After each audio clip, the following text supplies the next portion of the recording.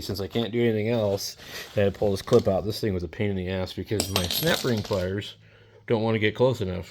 So it was really hard to get it out. So I had to put vice grips on here to get this off. This is after I cleaned this thing in the bathtub in like a tray bin thing. So I think out she goes.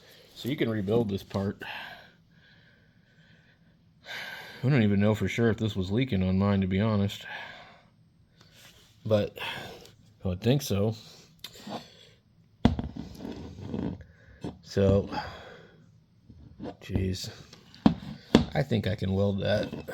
There's not a lot of material there, but I also think I can tap it and plug it.